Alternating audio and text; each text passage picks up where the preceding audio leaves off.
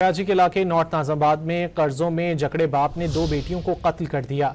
Police ने बरवक्त कार्रवाई करते हुए मुलजिम अकबर को गिरफ्तार कर लिया। पुलिस के मुताबिक मुलजिम ने बेटियों को बेदर्दी से ज़िबह किया। इब्तिदाई तफ्तीश के मुताबिक मुलजिम शदीद माली दबाव और कर्जों में जकड़ा हुआ था। मुलजिम पर मुख्तलिफ कमेटियों के वाजिबात थे। पुलिस के मुताबिक गिरफ्तार मुलजिम अकबर के 6 बच्चे हैं। 10 साला जैनब और 11 साला आलिया तीसरे और चौथे नंबर की बेटियां थीं। पुलिस ने मुलजिम के खिलाफ मुकदमा दर्ज करके मजीद तफ्तीश का आगाज कर दिया। कराची के इलाके नॉर्थ नाज़िमाबाद में कर्जों में जकड़े बाप ने 2 बेटियों को कत्ल कर दिया।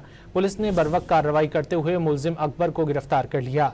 पुलिस के मुताबिक मुलजिम ने बेटियों को बेदर्दी से ज़िबह किया। इब्तिदाई तफ्तीश के मुताबिक मुलजिम शदीद माली दबाव और कर्जों में जकड़ा हुआ था। मुलजिम पर मुख्तलिफ कमेटियों के वाजिबात थे। पुलिस के मुताबिक गिरफ्तार मुलजिम अकबर के 6 बच्चे हैं।